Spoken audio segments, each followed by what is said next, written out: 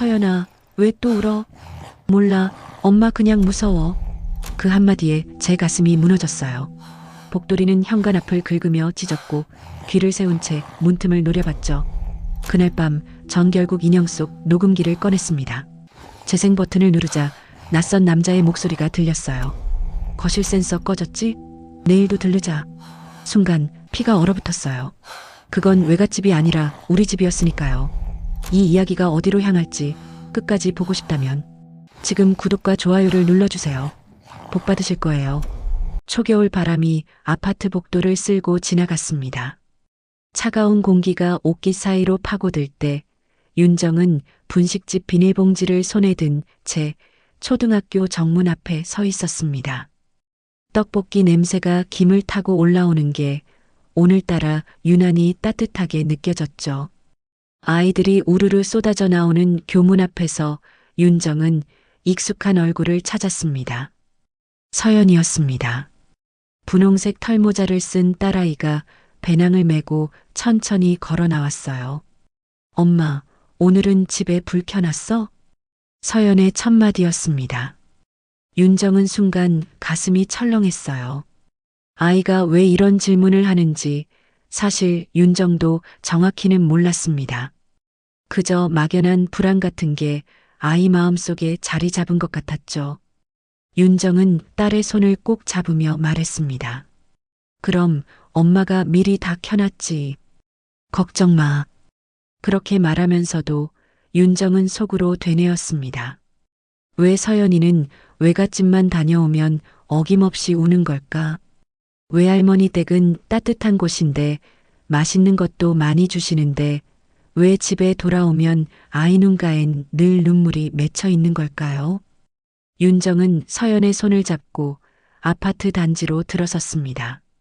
엘리베이터를 타고 5층까지 올라가는 동안 서연은 한마디도 하지 않았어요. 그저 엄마 손만 꼭 붙잡고 있을 뿐이었습니다. 층수가 올라갈 때마다 윤정은 딸의 작은 손에서 전해지는 떨림을 느꼈습니다. 문을 열자 복돌이가 꼬리를 흔들며 달려나왔습니다. 하얀 털에 검은 반점이 있는 백구, 복돌이는 윤정의 가족이 된 지 3년째였어요. 그런데 이상했습니다. 복돌이는 평소처럼 반갑게 짖지 않았어요. 대신 현관 앞에서 꼬리를 내리고 문틈 냄새를 연신 맡고 있었습니다. 코를 벌름거리며 무언가를 감지하는 듯한 모습이었죠. 복돌아, 왜 그래? 윤정이 복돌이 머리를 쓰다듬었지만 복돌이는 여전히 현관 쪽만 응시하고 있었습니다. 낮게 으르렁거리는 소리까지 났어요. 윤정은 괜히 마음이 불편해졌습니다. 뭔가 이상한 기운이 집안에 감도는 것 같았거든요. 서연은 가방을 내던지고 방으로 들어갔습니다. 윤정은 비닐봉지를 들고 주방으로 향했어요. 싱크대 위에는 아침에 설거지한 양은 냄비가 반짝이고 있었습니다. 낡았지만 정겹게 느껴지는 냄비였죠. 윤정은 냄비에 물을 받아 떡볶이를 데웠습니다. 라디오에서는 예전 트로트가 흘러나왔어요. 이미자의 목소리가 주방을 채우고 있었습니다. 엄마, 나 배고파. 서연이 방문을 열고 고개를 내밀었습니다. 윤정은 웃으며 대답했어요. 금방 줄게. 조금만 기다려. 평범한 하루였습니다. 그저 엄마와 딸이 함께하는 수많은 평범한 날들 중 하나였죠. 그런데 아이의 울음은 어딘가 평범하지 않았어요. 윤정은 떡볶이를 접시에 담으면서도 계속 그 생각이 맴돌았습니다. 외갓집에서 무슨 일이 있었던 걸까요? 외할머니께서 뭐라고 하셨을까요? 아니면 누군가 서연이에게 상처를 주는 말을 했을까요? 윤정은 이런저런 생각을 하다가 고개를 저었습니다. 외할머니는 서연이를 무척 아끼시는 분이에요. 그럴 리가 없다고 윤정은 스스로를 다독였습니다. 거실에서 서연과 함께 떡볶이를 먹었습니다. 서연은 젓가락으로 떡을 집어 먹으면서도 자꾸만 현관 쪽을 쳐다봤어요. 복돌이는 여전히 현관 앞에 앉아 문틈을 응시하고 있었습니다. 귀를 쫑긋 세우고 무언가를 경계하는 듯한 자세였죠. 서연아, 외할머니 댁에서 재밌었어? 윤정이 조심스레 물었습니다. 서연은 잠시 말없이 떡을 씹다가 작은 목소리로 대답했어요. 응, 재밌었어. 그러면서도 아이의 눈가엔 이미 눈물이 맺히기 시작했습니다. 윤정은 가슴이 아팠어요. 딸아이가 왜 우는지 알 수 없어서 더 답답했습니다. 우리 서연이 왜 울어? 엄마한테 말해봐. 몰라. 그냥 슬퍼. 서연의 대답은 언제나 똑같았습니다. 그냥 슬프다고, 이유는 모르겠다고 말했어요. 윤정은 딸을 꼭 안아주었습니다. 작은 몸이 엄마 품에서 미세하게 떨리고 있었죠. 밤이 되었습니다. 서연을 재우고 윤정은 거실 소파에 앉았어요. 텔레비전에서는 저녁 드라마가 재방송되고 있었지만 윤정은 화면을 제대로 보지 못했습니다. 머릿속에는 온통 서연의 눈물만 가득했거든요. 복돌이는 여전히 현관 앞을 지키고 있었습니다. 밤이 깊어도 자리를 뜨지 않았어요. 윤정이 다가가 복돌이를 쓰다듬자 복돌이는 낮게 낑낑거렸습니다. 무언가를 알리려는 듯한 소리였죠. 복돌아, 너도 뭔가 이상한 거 느끼니? 윤정이 속삭이듯 말했습니다. 복돌이는 윤정을 올려다보며 귀를 축 늘어뜨렸어요. 슬픈 눈빛이었습니다. 윤정은 창문 밖을 바라봤습니다. 아파트 단지의 불빛들이 반짝이고 있었어요. 어디선가 아이 웃음소리가 들렸고 누군가는 저녁 설거지를 하는 소리가 들렸습니다. 평범한 밤이었죠. 그런데 왜 윤정의 마음은 이렇게 불안한 걸까요? 서연의 울음, 복돌이의 이상한 행동, 그리고 집안을 감도는 묘한 기운. 윤정은 이 모든 게 우연이 아닐 거라는 예감이 들었습니다. 뭔가 잘못된 일이 벌어지고 있다는 느낌이었어요. 윤정은 긴 한숨을 내쉬며 불을 껐습니다. 침대에 누웠지만 잠은 오지 않았어요. 어둠 속에서 윤정은 눈을 뜬 채 천장만 바라봤습니다. 복돌이는 방문 밖에서 낮게 숨을 쉬며 밤새 현관을 지켰습니다. 그날 밤 윤정은 알지 못했습니다. 이 모든 것이 시작일 뿐이라는 걸요. 반상회가 있는 날이었습니다. 아파트 1층 경로당에 주민들이 모여들었어요. 윤정도 서연의 손을 잡고 내려갔습니다. 경로당 안에는 낡은 탁자와 의자들이 놓여 있었고 벽에는 동네 소식지가 붙어 있었죠. 주민들은 삼삼오오 모여 앉아 이런저런 이야기를 나누고 있었습니다. 김치찌개 끓이는 냄새가 복도까지 풍겨왔고 어르신들의 웃음소리가 정겹게 들렸어요. 경비실에서 일하는 봉수 아저씨가 앞으로 나왔습니다. 60대 중반쯤 되어 보이는 봉수 아저씨는 이 아파트에서 10년 넘게 경비 일을 해온 분이었어요. 주민들 얼굴을 다 외우고 계셨고 특히 아이들에게는 늘 사탕을 나눠주시곤 했습니다. 서연도 봉수 아저씨를 무척 따랐죠. 요즘 조심하셔야 합니다. 봉수 아저씨의 목소리가 경로당 안을 채웠습니다. 사람들이 웅성거리며 귀를 기울였어요. 손에 들고 있던 종이컵을 내려놓고 모두 집중하기 시작했습니다. 빈집털이 수법이 교묘해졌어요. 택배 기사나 가스 점검원으로 위장해서 들어온답니다. 문 함부로 열지 마시고 꼭 신분 확인하세요. 주민들이 고개를 끄덕였습니다. 윤정도 마음속으로 새겨들었어요. 요즘 같은 세상에는 조심해야 한다고, 문단속 잘해야 한다고 생각했습니다. 옆에 앉은 이웃 아주머니가 한숨을 쉬며 말했어요. 세상 참 무섭네요. 우리 같은 평범한 사람들도 조심해야 하나 봐요. 윤정은 고개를 끄덕였습니다. 그러면서도 속으로는 생각했어요. 우리 집은 괜찮겠지. 특별한 것도 없는데 누가 우리 집을 노리겠어. 반상회가 끝나고 집으로 돌아왔습니다. 서연은 피곤한지 금방 잠들었어요. 윤정은 거실에 앉아 봉수 아저씨의 말을 곱씹었습니다. 빈집털이, 위장 침입, 신분 확인. 그 단어들이 머릿속을 맴돌았죠. 창밖으로는 가로등 불빛이 희미하게 들어왔고 어디선가 개 짖는 소리가 들렸습니다. 문득 윤정은 서랍을 열었습니다. 안쪽 깊숙이 작은 녹음기가 있었어요. 몇 해 전 남편 민호가 회의 녹음용으로 샀다가 쓰지 않던 물건이었습니다. 윤정은 녹음기를 손에 들고 가만히 생각했습니다. 먼지가 쌓여 있는 걸 보니 정말 오래 쓰지 않았던 것 같았어요. 서연이 인형에 달면 아무도 모르겠지. 윤정은 서연의 방으로 들어갔습니다. 잠든 딸의 침대 옆에는 분홍색 토끼 인형이 놓여 있었어요. 윤정은 조심스럽게 인형 뒤쪽 지퍼를 열었습니다. 솜 사이에 작은 녹음기를 숨겨 넣었죠. 누구도 눈치채지 못할 만큼 자연스럽게요. 서연의 고른 숨소리가 들렸고 윤정은 딸의 이마를 쓰다듬었습니다. 왜 이런 짓을 하는지 윤정도 정확히는 몰랐습니다. 그저 막연한 불안감이 있었어요. 서연이 외갓집에서 돌아올 때마다 우는 이유를 어떻게든 알아내고 싶었습니다. 엄마로서 할 수 있는 일이라면 뭐든 해야 한다는 생각이었죠. 며칠이 지났습니다. 주말이 되자 서연은 다시 외갓집에 다녀왔어요. 외할머니께서 데리러 오셨다가 저녁 무렵 집으로 데려다 주셨습니다. 윤정은 현관에서 서연을 맞았죠. 외할머니는 서연의 손을 잡고 웃고 계셨어요.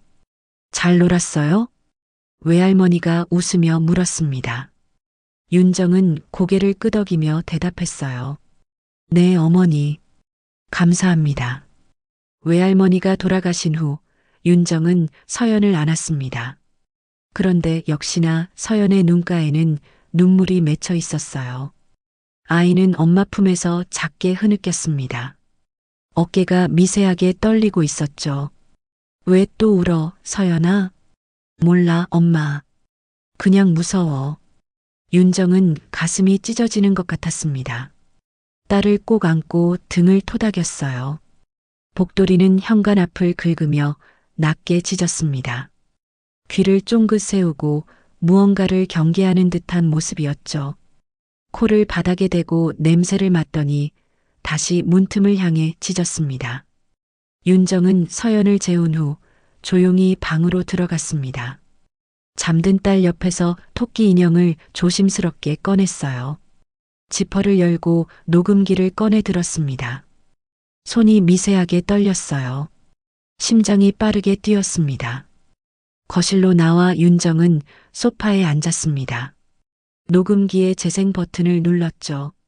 처음에는 아무 소리도 들리지 않았습니다. 그러다 희미한 텔레비전 소리가 들렸어요. 외갓집 거실에서 흘러나오는 드라마 소리 같았습니다. 외할머니께서 즐겨보시는 일일 드라마 주제곡이 들렸죠. 그런데 갑자기 낯선 목소리가 들렸습니다. 낮고 남자의 목소리였어요. 거실 센서 꺼졌지? 또 다른 목소리가 대답했습니다. 응, 확인했어. 내일도 들르자. 윤정의 심장이 쿵쾅거렸습니다. 이게 무슨 소리인가요? 외갓집에서 누가 이런 말을 한 걸까요? 아니, 잠깐. 윤정은 녹음기를 다시 들었습니다. 배경 소리를 귀에 깊게 들어봤어요.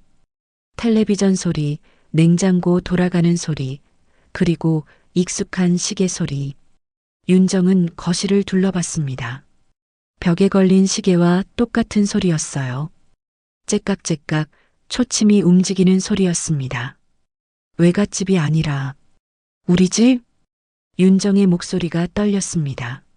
녹음기에서 들린 소리는 외갓집이 아니라 바로 이 집에서 녹음된 것이었어요. 누군가가 집 안에 들어왔다는 뜻이었습니다. 서연이 외갓집에 간 사이에 누군가 이 집에 침입했던 거예요. 복돌이가 갑자기 일어나 다용도실 쪽으로 달려갔습니다. 문 앞에 앉아 짖기 시작했어요. 낮고 으르렁거리는 소리였죠. 윤정은 벌떡 일어나 복돌이에게 다가갔습니다. 손에 든 녹음기를 꽉 쥐었어요. 복돌아, 왜 그래? 복돌이는 다용도실 문을 긁으며 계속 짖었습니다. 윤정은 심장이 두근거렸어요. 문을 열자 어둠 속에서 파란 불빛이 희미하게 새어나왔습니다. 깜빡깜빡거리는 불빛이었어요. 청소기 뒤쪽이었습니다. 윤정은 손을 뻗어 청소기를 옆으로 밀었어요. 그 뒤에 작은 기계가 붙어 있었습니다. 검은색 상자 같은 물건이었고 앞쪽에는 작은 렌즈가 달려 있었죠. 파란 불빛이 깜빡이고 있었습니다. 마치 살아있는 생물처럼요. 이게 뭐야? 누가 이런 걸? 윤정은 무릎이 풀려 주저앉았습니다. 손이 바들바들 떨렸어요. 누군가 집안에 감시 장치를 설치한 것이었습니다. 언제부터였을까요? 누가 한 걸까요? 왜 우리 집을 감시하는 걸까요? 복돌이는 윤정 옆에 앉아 낮게 낑낑거렸습니다. 윤정은 복돌이를 꼭 안았어요. 깨의 따뜻한 체온이 느껴졌지만 윤정의 온몸은 차갑게 식어가고 있었습니다. 등골이 서늘해지는 기분이었어요. 그 순간부터 윤정의 일상은 깨졌습니다. 평범하다고 믿었던 모든 것들이 사실은 평범하지 않았던 거예요. 안전하다고 생각했던 집이 더 이상 안전하지 않았던 겁니다. 윤정은 한참을 그 자리에 앉아 있었습니다. 다용도실 바닥은 차갑고 딱딱했지만 윤정은 움직일 수가 없었어요. 머릿속이 하얗게 비워진 것 같았습니다.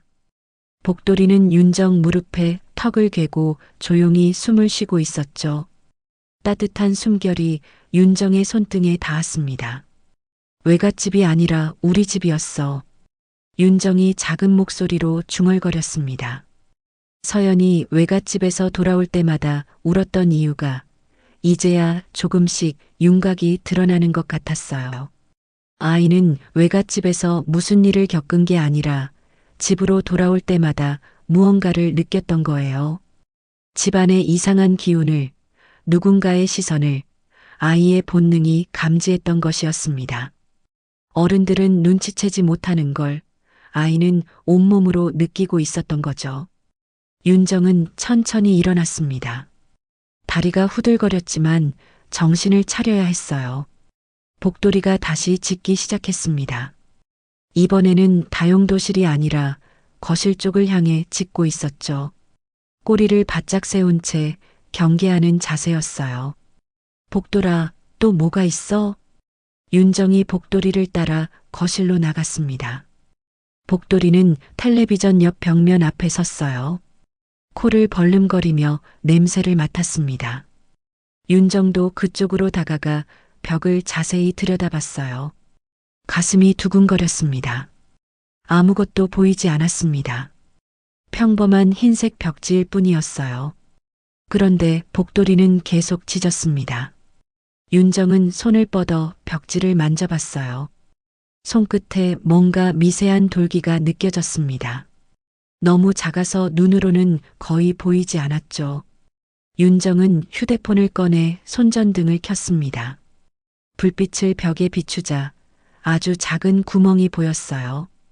바늘구멍만 한 크기였습니다. 윤정은 숨이 막혔어요. 온몸에 소름이 돋았습니다. 여기도? 윤정은 집안을 돌아다니기 시작했습니다. 복돌이가 앞장서서 이곳저곳을 안내했어요. 복돌이는 냄새로 모든 걸 알고 있는 것 같았습니다.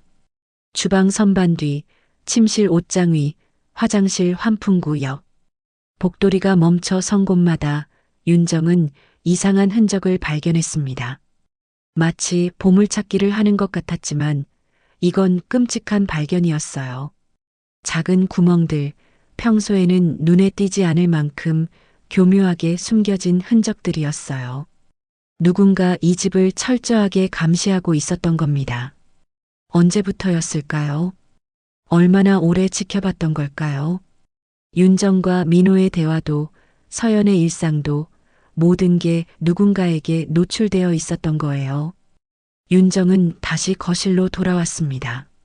소파에 주저앉아 고개를 감쌌어요. 온몸에 소름이 돋았습니다. 누군가 집안의 모든 것을 보고 들었다는 생각에 윤정은 견딜 수가 없었습니다. 사생활이라는 게 존재하지 않았던 거죠. 복돌이가 윤정 옆으로 다가와 앉았습니다. 윤정은 복돌이의 머리를 쓰다듬었어요. 부드러운 털이 손끝에 느껴졌습니다. 복돌아, 넌 진작 알았던 거야? 그래서 계속 현관 앞을 지킨 거야? 복돌이는 윤정을 올려다보며 낑낑거렸습니다. 슬픈 눈빛이었어요. 걔도 알고 있었던 거예요. 집안에 낯선 냄새가 배어 있다는 걸, 누군가 드나들었다는 걸요. 하지만 말로 전할 수 없어서 그저 짖고 경계하는 것만이 복돌이가 할 수 있는 전부였던 겁니다. 윤정은 휴대폰을 들었습니다. 남편 민호에게 전화를 걸어야 할까요? 아니면 경찰에 바로 신고해야 할까요? 손이 떨려서 휴대폰을 제대로 잡을 수가 없었습니다. 화면이 흔들려 보였어요. 그때 현관문 밖에서 소리가 들렸습니다. 누군가 복도를 지나가는 발소리였어요. 윤정은 숨을 죽였습니다.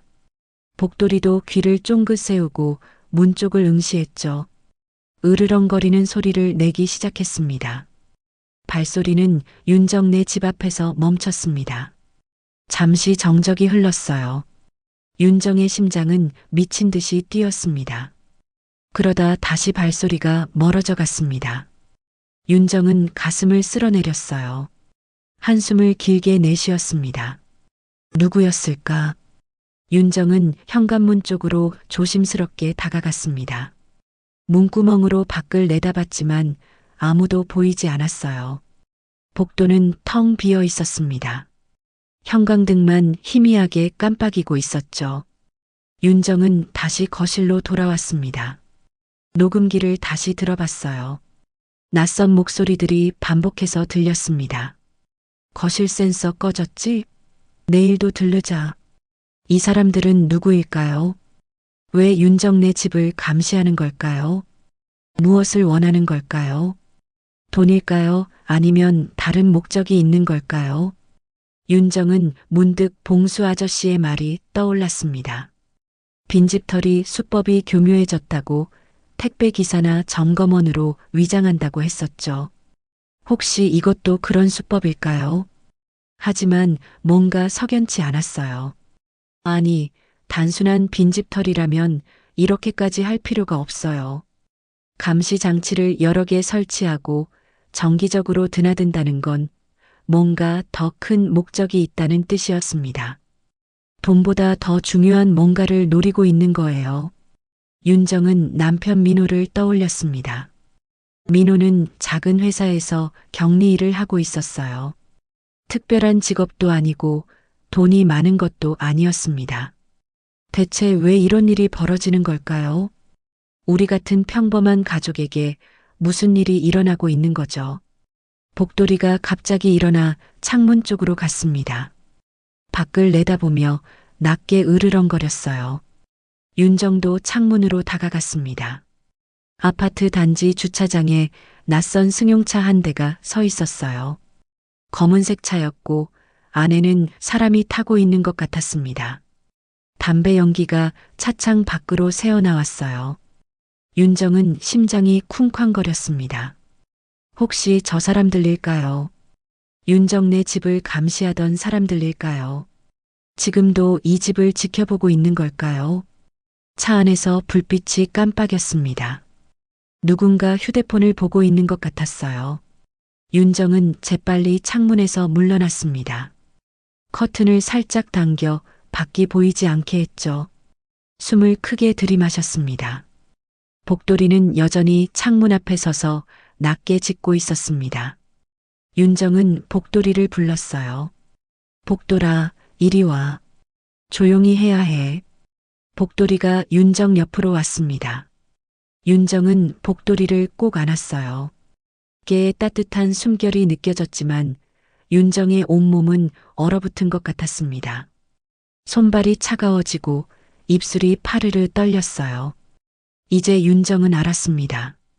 이 모든 것이 우연이 아니라는 걸요. 누군가 계획적으로 윤정네 가족을 노리고 있다는 걸요. 그리고 서연이 울었던 이유도, 복돌이가 경계했던 이유도 모두 이것 때문이었다는 걸요. 아이와 개는 본능적으로 위험을 감지하고 있었던 겁니다. 윤정은 결심했습니다. 이대로 당하고만 있을 수는 없어요. 진실을 밝혀내야 했습니다. 가족을 지켜야 했어요. 다음 날 아침 윤정은 거의 잠을 이루지 못했습니다. 눈을 감으면 감시 장치의 파란 불빛이 떠올랐고 귀를 막으면 녹음기 속 낯선 목소리가 들렸어요. 결국 새벽 5시쯤 되어서야 잠깐 눈을 붙였죠. 아침 햇살이 커튼 사이로 비집고 들어왔을 때 윤정은 부은 얼굴로 일어났습니다. 거울을 보니 눈 밑에 다크서클이 짙게 내려앉아 있었어요. 화장으로도 가릴 수 없을 만큼이었습니다. 서연은 벌써 깨어 있었어요. 아이는 침대에 앉아 토끼 인형을 꼭 안고 있었습니다. 윤정이 방문을 열자 서연이 고개를 들었어요. 아이의 눈에도 피곤한 기색이 역력했습니다. 엄마, 어젯밤에 복돌이가 많이 짖었어. 그랬구나. 무서웠어? 서연은 고개를 끄덕였습니다. 윤정은 딸을 꼭 안아주며 말했어요. 괜찮아. 엄마가 다 해결할게. 어떻게 해결할지는 몰랐지만 윤정은 딸 앞에서만큼은 당당해야 했습니다. 서연을 학교에 보내고 윤정은 곧장 경비실로 내려갔어요. 봉수 아저씨를 만나야 했습니다. 계단을 내려가면서도 가슴이 두근거렸어요. 경비실 문을 두드리자 봉수 아저씨가 나왔습니다. 커피 향이 실내에서 풍겨 나왔어요. 라디오에서는 아침 뉴스가 흘러나오고 있었습니다. 윤정 씨, 무슨 일이세요? 안색이 안 좋아 보이는데. 아저씨, 여쭤볼 게 있어요. 혹시 며칠 전에 우리 집에 누가 찾아온 적 있나요? 봉수 아저씨는 잠시 생각하더니 고개를 끄덕였습니다. 아, 맞아요. 며칠 전에 통신 점검 온 사람이 있었어요. 윤정의 가슴이 철렁 내려앉았습니다. 언제요? 정확히 언제였죠? 지난주 토요일이었을 거예요. 남편분께서 허락받았다고 하던데요. 그래서 올려보냈습니다. 윤정은 입술을 깨물었습니다. 지난주 토요일, 그날은 서연이 외갓집에 간 날이었어요. 그리고 민호는 회사에 일이 있다며 나갔던 날이었습니다. 모든 게 맞아떨어지고 있었어요. 남편이 허락했다고요? 네, 그렇게 말했어요. 신분증도 확인했고 통신사 조끼도 입고 있었거든요. 공구 가방도 들고 있었고요. 봉수 아저씨가 덧붙여 말했습니다. 요즘은 위장이 워낙 교묘해서 신분증까지 확인했는데도 속을 수가 있더라고요. 윤정은 고맙다고 인사하고 서둘러 집으로 올라왔습니다. 현관문을 열자마자 민호에게 전화를 걸었어요. 손이 떨렸습니다. 복돌이가 다가와 윤정의 다리에 몸을 비볐어요. 여보세요? 민호의 목소리가 들렸습니다. 평소처럼 차분한 목소리였어요. 당신 지난주 토요일에 통신 점검 사람 집에 들였어? 뭐? 무슨 소리야? 봉수 아저씨가 그러시던데 당신 허락받았다고 했다잖아. 윤정의 목소리가 높아졌습니다. 복돌이가 놀라 윤정 곁으로 다가왔어요. 난 그런 적 없어. 무슨 일인데? 거짓말하지 마. 도대체 왜 이런 짓을 한 거야? 전화기 너머로 민호의 당황한 목소리가 들렸습니다. 윤정아, 진짜 난 아무것도 모르겠어. 무슨 일이야? 대체 무슨 일이 있었던 거야? 윤정은 전화를 끊어버렸습니다. 숨이 막혔어요. 남편을 믿어야 할까요? 아니면 의심해야 할까요? 머릿속이 복잡했습니다. 세상이 온통적으로 보이기 시작했어요. 거실을 서성이던 윤정은 문득 멈춰 섰습니다. 외갓집을 의심했던 자신이 어리석었던 거예요. 문제는 외갓집이 아니라 바로 이 집안에 있었던 겁니다. 누군가 집안에 침입했고 감시 장치를 설치했으며 지금도 어딘가에서 이 집을 지켜보고 있을지도 모른다는 생각에 온몸이 오싹해졌습니다. 복돌이가 갑자기 방 쪽으로 달려갔습니다. 윤정의 침실 벽장 앞에서 멈춰서더니 낮게 짖기 시작했어요.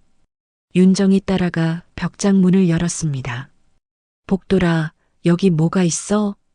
복돌이는 벽장 위쪽을 향해 코를 치켜들었습니다. 윤정은 의자를 가져와 올라섰어요. 벽장 맨 위 선반에는 오래된 이불과 옷가지들이 쌓여 있었습니다. 윤정이 이불을 치우자 그 뒤에 낡은 도시락통이 하나 보였어요. 먼지가 두껍게 쌓여 있었습니다. 이게 뭐지? 윤정은 도시락통을 꺼내 들었습니다. 먼지가 쌓여 있었고 녹슨 자국이 여기저기 묻어 있었어요. 윤정은 뚜껑을 열었습니다.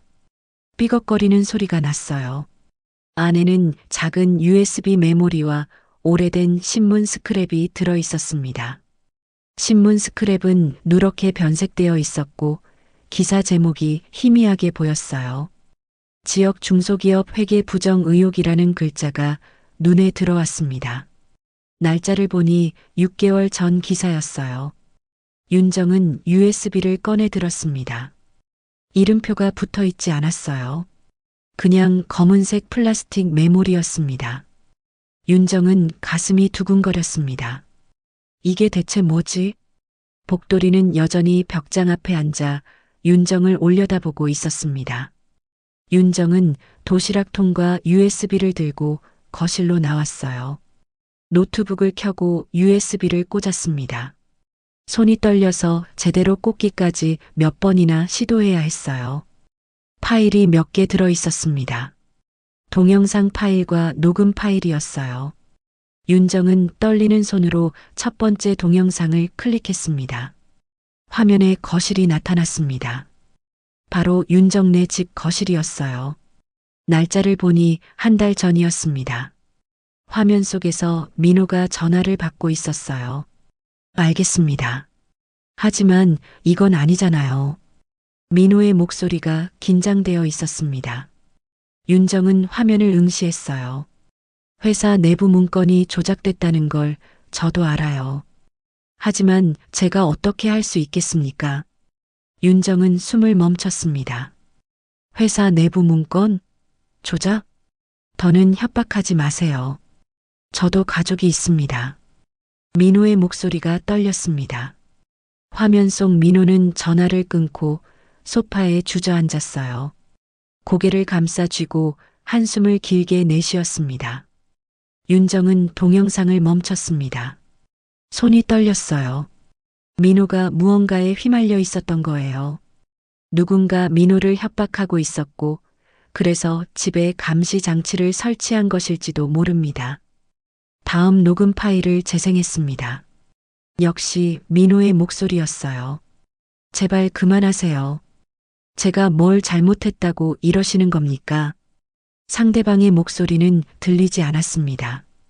민호만 일방적으로 말하고 있었어요. 저는 그냥 격리 담당자일 뿐입니다. 회사 비리를 알았다고 해서 제가 뭘 할 수 있겠습니까?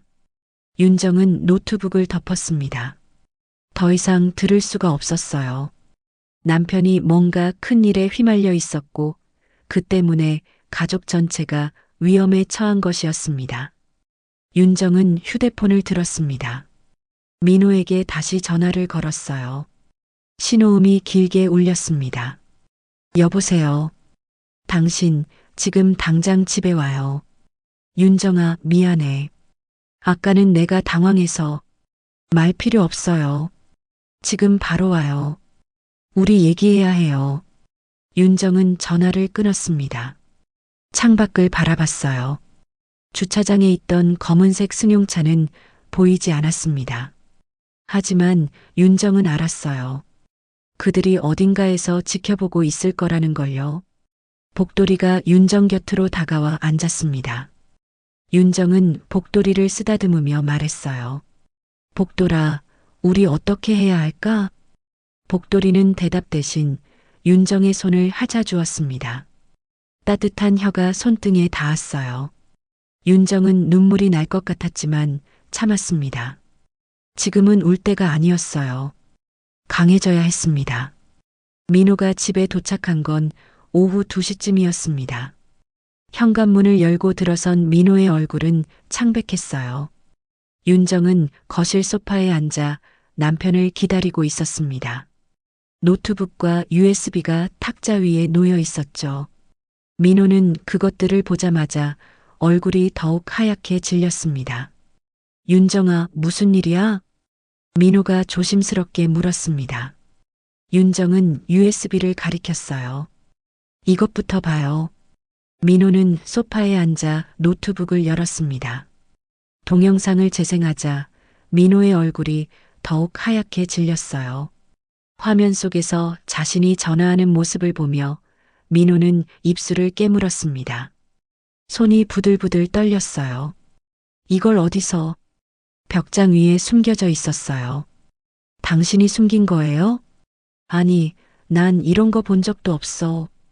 민호의 목소리가 떨렸습니다. 윤정은 남편을 똑바로 쳐다봤어요. 그럼 대체 무슨 일이에요? 회사 내부 문건이 조작됐다는 게 뭐예요? 누가 당신을 협박하는 거예요? 민호는 고개를 숙였습니다. 한참 동안 침묵이 흘렀어요. 복돌이가 민호에게 다가가 코를 킁킁거렸습니다. 민호는 복돌이의 머리를 쓰다듬으며 한숨을 내쉬었습니다. 나도 피해자야, 윤정아. 민호가 작은 목소리로 말했습니다. 회사에서 회계 부정이 있었어. 나는 그냥 격리 담당자였을 뿐인데 그 사실을 알게 됐지. 그러니까 그쪽에서 나를 협박하기 시작한 거야. 윤정은 숨을 들이켰습니다. 누가요? 누가 협박한 거예요? 회사 고위층이야. 비리를 덮으려고 나한테 입 다물라고 했어. 처음엔 돈을 줬어. 그런데 내가 거절하니까 이젠 우리 가족을 감시하기 시작한 거야. 민호의 목소리가 점점 작아졌습니다. 윤정은 가슴이 답답했어요. 그럼 경찰에 신고했어야죠. 할 수 없었어. 증거가 없었거든. 그리고 그들은 나를 오히려 공범으로 만들겠다고 협박했어. 내가 비리에 가담한 것처럼 조작하겠다고. 민호가 고개를 들었습니다. 눈가가 충혈되어 있었어요. 회사 서류에 내 도장이 찍혀 있었어. 내가 모르는 사이에 누군가 내 도장을 도용해서 서류를 만든 거야. 그래서 내가 신고하면 오히려 내가 공범이 되는 거지. 윤정은 머리를 감쌌습니다. 이 모든 게 현실이라는 게 믿기지 않았어요. 그래서 우리 집에 감시 장치를 설치한 거예요? 아마 그럴 거야. 내가 다른 사람한테 말하는지 감시하려고. 민호가 고개를 들었습니다. 눈가가 붉어져 있었어요. 미안해, 윤정아. 내가 너랑 서연이를 위험에 빠뜨렸어. 윤정은 남편을 보며 한숨을 내쉬었습니다. 화가 났지만 동시에 남편도 힘들었을 거라는 생각이 들었어요. 하지만 이렇게 혼자 끙끙 앓고 있었다는 게 답답했습니다. 그날 저녁 윤정은 시어머니께 전화를 받았습니다. 민호가 회사 일로 시댁에 연락을 한 모양이었어요. 윤정아, 괜히 큰일 만들지 마. 시어머니의 목소리가 차갑게 들렸습니다. 어머니, 하지만 이건 회사 일은 회사에서 알아서 하는 거야. 경찰한테 신고하고 그러면 민호만 손해야. 조용히 넘어가는 게 나아. 하지만 우리 집이 감시당하고 있어요. 서연이도 무서워하고요. 그래도 참아야지. 가족이 창피해지는 거 원해? 온 동네에 소문나면 어쩌려고. 시어머니는 체면만 중요한 분이었어요. 윤정은 입술을 깨물었습니다. 어머니, 그래도 우리 안전이 더 중요하잖아요. 안전은 무슨 안전? 과장하지 마. 그냥 조용히 있으면 돼. 윤정은 입술을 깨물었습니다. 시어머니는 체면만 중요한 분이었어요. 가족의 안전보다 남들 눈치가 더 중요한 사람이었습니다. 전화를 끊고 나자 이번에는 외할머니께서 전화하셨습니다. 민호가 외가 쪽에도 연락을 한 모양이었어요. 윤정아, 가족끼리 이러면 안 되지. 외할머니의 목소리도 차갑기는 마찬가지였습니다. 할머니, 저희가 위험해요. 누군가 집을 감시하고 있다고요. 그래도 남편 일 때문에 난리치면 안 돼. 참고 견뎌야지. 여자가 참을성이 있어야 집안이 평화로운 거야. 외할머니의 말에 윤정은 가슴이 답답했습니다. 할머니, 요즘 세상이 어떤 세상인데요? 참는다고 해결되는 게 아니에요. 그래도 가족 명예가 있는데 경찰서 드나들고 하면 창피하잖아. 윤정은 할 말을 잃었습니다. 왜 모두가 윤정을 몰아세우는 걸까요? 피해자는 윤정네 가족인데 왜 참으라고만 하는 걸까요? 전화를 끊고 윤정은 소파에 주저앉았습니다. 사방이 막힌 것 같았어요. 시댁도 친정도 아무도 윤정 편이 아니었습니다. 모두가 조용히 넘어가라고, 참으라고, 경찰에 신고하지 말라고 했어요. 세상이 윤정을 외면하는 것 같았습니다. 민호는 방에 들어가 나오지 않았습니다. 서연은 학교에서 돌아와 방에만 있었어요. 윤정은 혼자 거실에 앉아 창밖을 바라봤습니다. 석양이 지고 있었어요. 밤이 되었습니다. 윤정은 잠들지 못하고 거실을 서성였어요. 복돌이는 현관 앞에 앉아 밤새 문을 지켰습니다. 낮게 으르렁거리는 소리를 내면서요. 윤정은 복돌이 곁에 앉았습니다. 개의 머리를 쓰다듬으며 작은 목소리로 말했어요.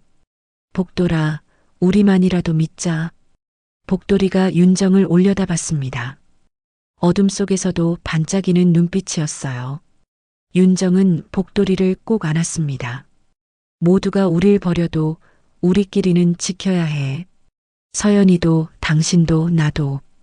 복돌이는 윤정의 품에서 조용히 숨을 쉬었습니다. 따뜻한 체온이 느껴졌어요. 창밖으로 검은색 승용차가 다시 보였습니다. 주차장에 멈춰서서 윤정네 집을 향하고 있었어요. 윤정은 커튼을 쳐다봤지만 겁내지 않기로 했습니다. 두고 봐. 내가 꼭 진실을 밝혀낼 거야. 윤정은 주먹을 꽉 쥐었습니다. 점점 고립되어 가고 있었지만 포기할 수는 없었어요.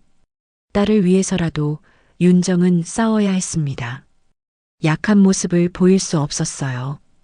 복돌이가 다시 현관 쪽으로 갔습니다. 밤새도록 그 자리를 지킬 작정인 것 같았어요. 윤정도 복돌이 옆에 앉았습니다. 긴 밤이 시작되고 있었습니다. 며칠이 지났습니다.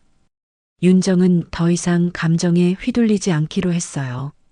눈물을 흘리고 두려워하는 대신 냉정하게 증거를 모으기 시작했습니다. 거실 탁자 위에는 노트가 펼쳐져 있었고 윤정은 거기에 빼곡하게 기록을 남기고 있었어요. 복돌이가 짖던 시간, 서연이 울던 날짜, USB에 담긴 영상의 시간 기록. 윤정은 이 모든 것을 하나씩 대조하기 시작했습니다. 달력을 펼쳐놓고 빨간 펜으로 표시해 나갔어요. 점점 패턴이 보이기 시작했습니다. 마치 퍼즐 조각을 맞추는 것처럼 하나하나 연결되기 시작했죠. 서연이 외갓집에 간 날, 그날마다 복돌이는 유난히 많이 짖었어요. 그리고 USB 영상의 날짜도 서연이 외갓집에 갔던 날과 정확히 일치했습니다. 윤정은 손을 멈추고 달력을 응시했어요. 숫자들이 하나의 이야기를 만들어내고 있었습니다. 외갓집 방문 날마다 누군가 집에 들어왔어. 윤정의 목소리가 떨렸습니다. 복돌이가 윤정 옆으로 다가왔어요. 윤정은 복돌이의 머리를 쓰다듬으며 말했습니다. 복돌아, 넌 다 알고 있었구나. 그래서 현관을 지킨 거였어. 복돌이가 꼬리를 살짝 흔들었습니다. 윤정은 노트에 적힌 내용을 다시 한번 확인했어요. 총 5번 서연이 외갓집에 간 날마다 어김없이 누군가 집에 침입했던 겁니다. 규칙적이고 계획적인 범행이었어요. 윤정은 봉수 아저씨께 다시 전화를 걸었습니다. 아저씨, 혹시 출입 기록 확인할 수 있을까요? 우리 집에 누가 언제 다녀갔는지요. 그거야 당연히 가능하죠. 경비실에 기록이 다 남아 있으니까요. 봉수 아저씨가 흔쾌히 대답했습니다. 윤정은 경비실로 내려갔어요. 봉수 아저씨는 컴퓨터를 켜고 출입 기록을 보여주셨습니다. 여기 보세요. 지난 2달 동안 윤정 씨 집에 방문한 사람들 기록입니다. 화면에는 날짜와 시간, 방문 목적이 적혀 있었어요. 윤정은 화면을 자세히 들여다봤습니다. 그러다 한 가지 기록이 눈에 들어왔어요.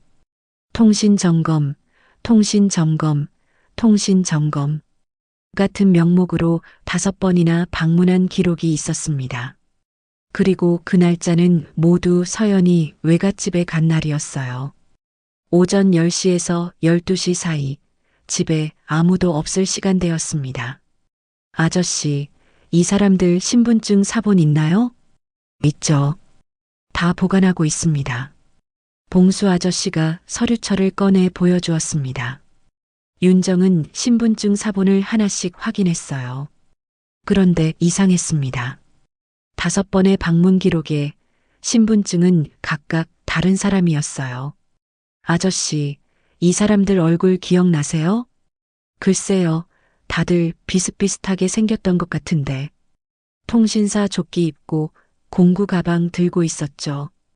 윤정은 신분증 사본을 사진으로 찍었습니다. 이제 경찰에 가야 할 때였어요. 윤정은 집으로 돌아와 USB와 녹음기, 그리고 자신이 작성한 노트를 챙겼습니다.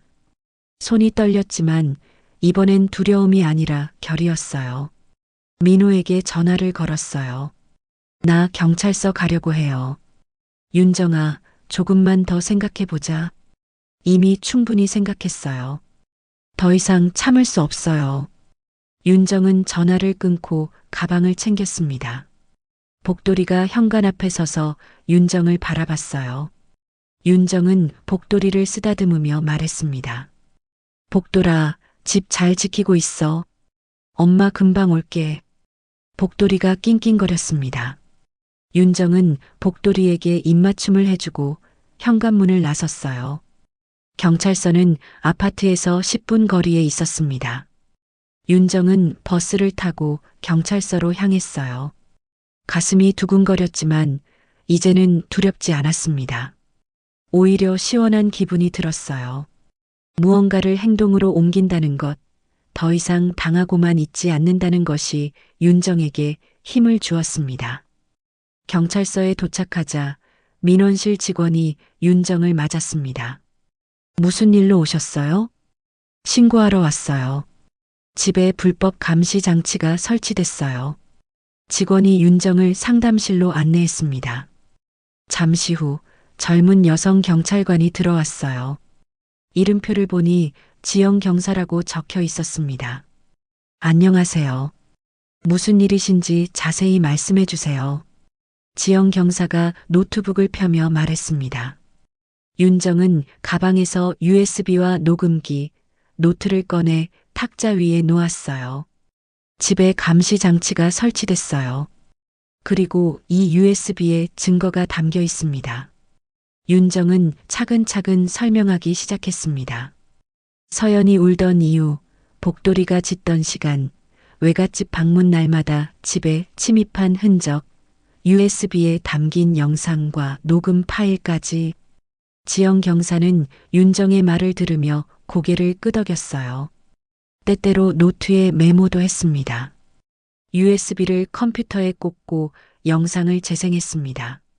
화면 속 민호의 모습을 보며 지영 경사의 표정이 굳어졌어요. 이건 단순한 사건이 아니네요. 지영 경사가 중얼거렸습니다. 모든 파일을 확인한 후 지영 경사는 윤정을 똑바로 쳐다봤어요. 형광등 불빛 아래서 지영 경사의 눈빛이 진지하게 빛났습니다. 이건 단순 절도가 아니에요. 조직적 감시입니다. 윤정은 손을 꼭 쥐었습니다. 그럼 어떻게 되는 건가요? 수사를 진행해야 합니다. 남편분 회사 쪽도 조사해야 할 것 같고요. 출입 기록하고 신분증 사본도 필요해요. 여기 있어요. 윤정은 휴대폰으로 찍어둔 사진을 보여줬습니다. 지영 경사가 사진을 확대해서 보더니 고개를 끄덕였어요. 좋아요. 이 정도면 수사 시작할 수 있어요. 댁에 설치된 감시 장치도 모두 제거하고 증거로 확보해야 합니다. 지영 경사가 윤정의 손을 잡았습니다. 많이 힘드셨죠? 잘 참으셨어요. 윤정은 그제야 눈물이 핑 돌았습니다. 누군가 자신의 편이 되어준다는 게 이렇게 고마운 일인지 처음 알았어요. 복돌이가 냄새로 다 알았어요. 그게 진짜였네요. 윤정이 작은 목소리로 말했습니다. 지영 경사가 미소 지었어요. 개들은 사람보다 훨씬 예민하니까요. 복돌이가 가족을 지킨 거예요.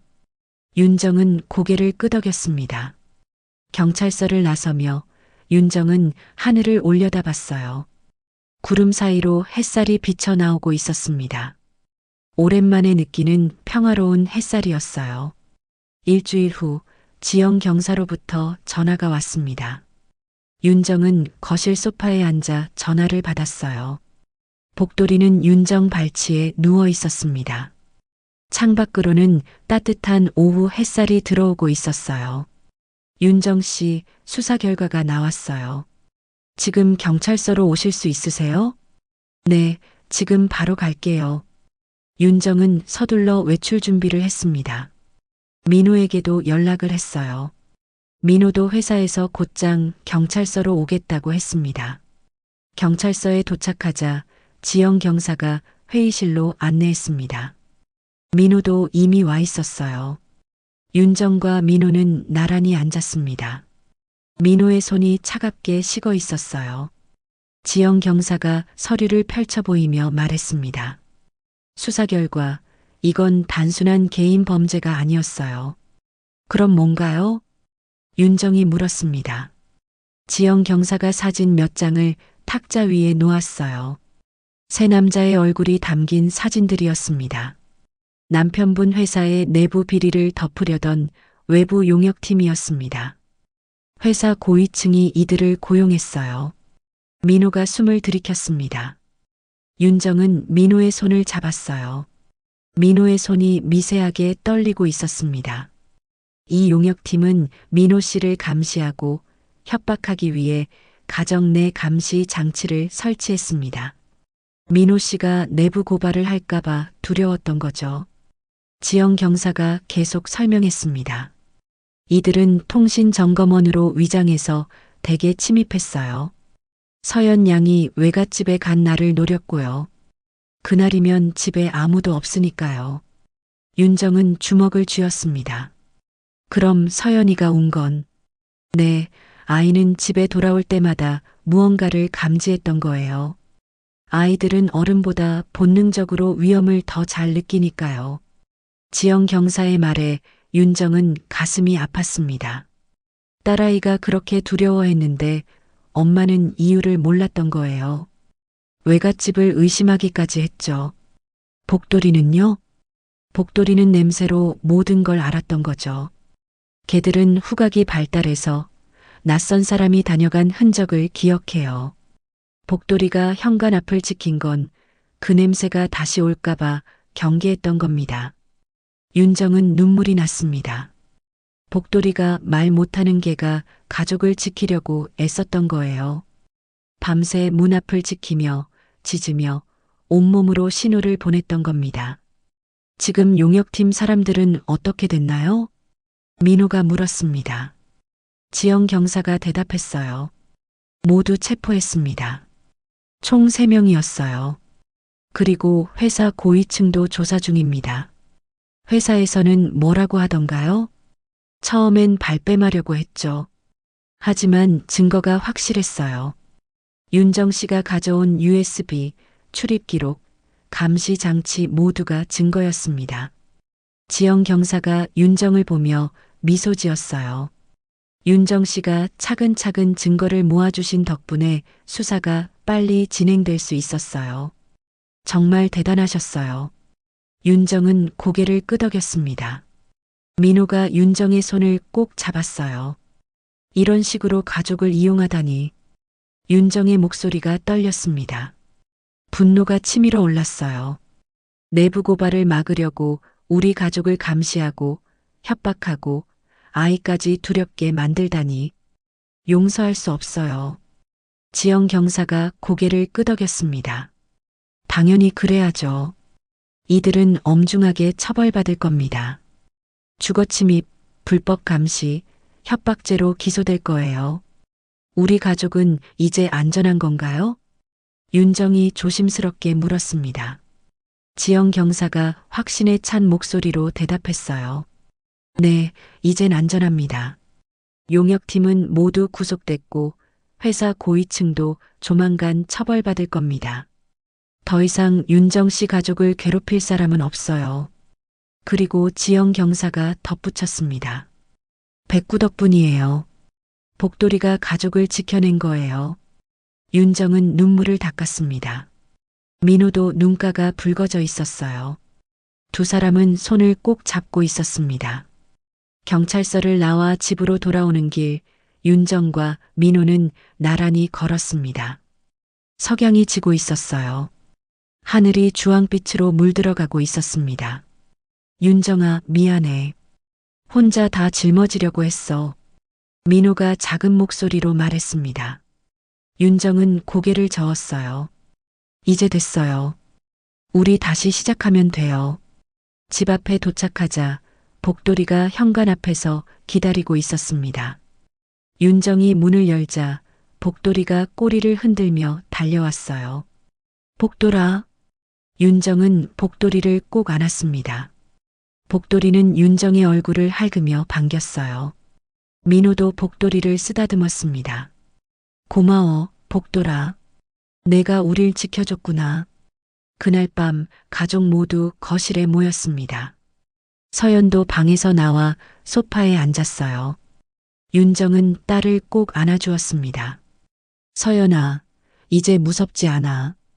진짜요, 엄마? 응, 진짜야. 나쁜 사람들은 모두 잡혔어. 서연이 환하게 웃었습니다.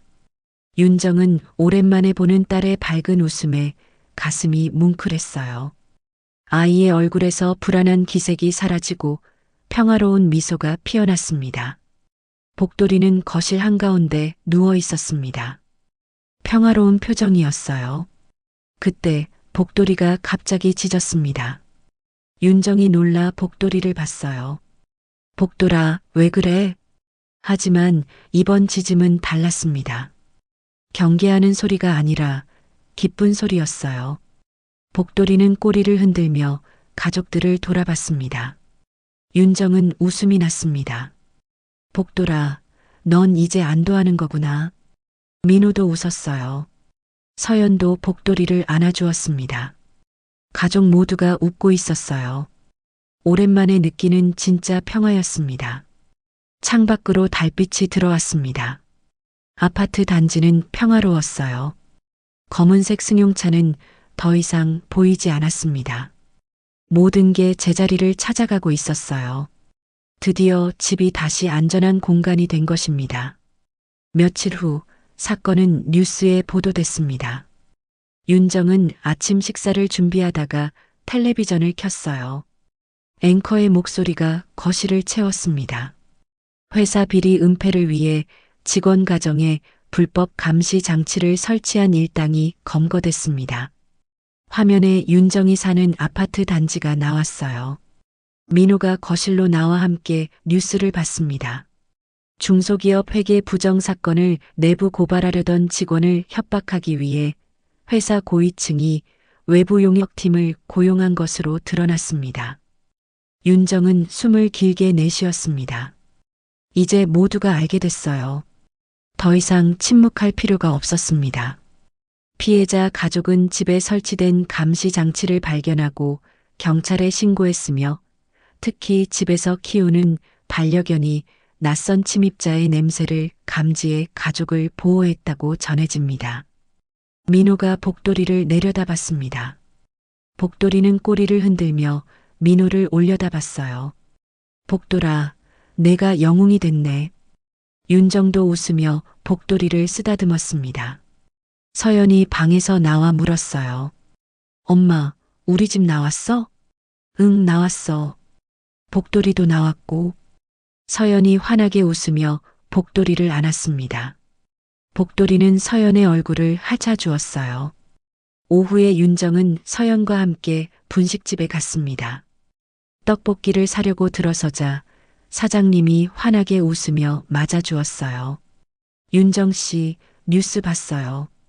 정말 대단하시더라. 아니에요. 그냥 당연한 일을 한 것뿐이에요. 아니에요. 용기 내기 쉽지 않았을 텐데.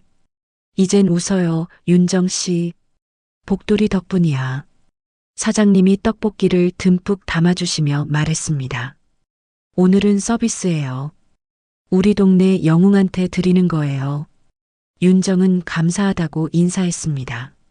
집으로 돌아오는 길 서연이 윤정의 손을 꼭 잡으며 말했어요. 엄마, 이제 정말 무섭지 않아. 그래, 이제 안 무서워. 복돌이도 이제 안 짖을까? 응, 복돌이도 이제 편하게 쉴 수 있을 거야.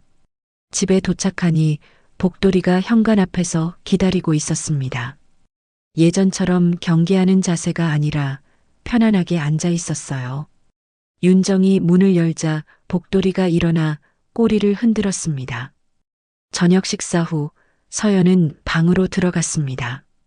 윤정이 설거지를 하고 있는데 서연이 방에서 나와 말했어요. 엄마, 이거 봐. 서연이 분홍색 토끼 인형을 꼭 껴안고 있었습니다. 윤정이 녹음기를 숨겼던 그 인형이었어요. 서연아, 그 인형 좋아? 응, 이제 무섭지 않아. 예전엔 이 인형 안고 있으면 자꾸 울고 싶었는데 이젠 괜찮아. 서연의 얼굴에는 평화로운 미소가 번지고 있었습니다. 윤정은 딸을 꼭 안아주었어요.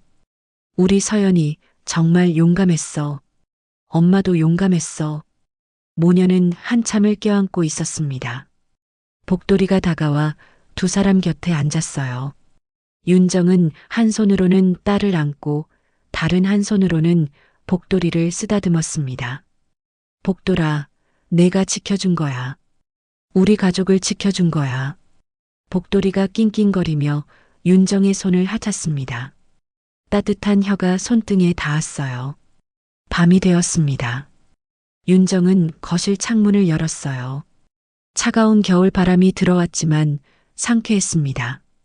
창문 틈으로 햇살이 들어왔어요. 겨울 햇살은 차갑지만 맑았습니다. 라디오를 켰습니다. 이미자의 목소리가 흘러나왔어요. 7080 트로트였습니다. 윤정이 좋아하던 노래였죠. 동백아가씨 애달픈 마음. 윤정은 따라 부르며 설거지를 마쳤습니다. 오랜만에 노래를 부르니 마음이 가벼워졌어요. 민호가 거실로 나왔습니다. 윤정을 보며 미소 지었어요. 오랜만에 노래하는 거 들었어. 기분이 좋아서요. 나도 고마워, 윤정아.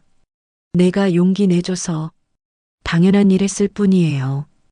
두 사람은 소파에 나란히 앉았습니다. 창밖으로 아파트 단지의 불빛들이 반짝이고 있었어요. 평화로운 밤이었습니다. 복돌이는 거실 한가운데 자리를 잡고 누웠습니다. 배를 깔고 편하게 누운 자세였어요. 예전처럼 현관 앞을 지키지 않았습니다. 이제는 그럴 필요가 없었으니까요. 윤정은 복돌이에게 다가가 배를 쓰다듬었습니다. 복돌이가 눈을 감으며 편안한 표정을 지었어요. 복돌아, 이제 푹 쉬어. 넌 충분히 잘했어. 복돌이의 숨소리가 고르게 들렸습니다. 평온한 숨소리였어요. 더 이상 경계할 필요가 없는 안전한 집에서의 숨소리였습니다. 며칠 후 시어머니께서 전화를 하셨습니다. 목소리가 조금 부드러워져 있었어요.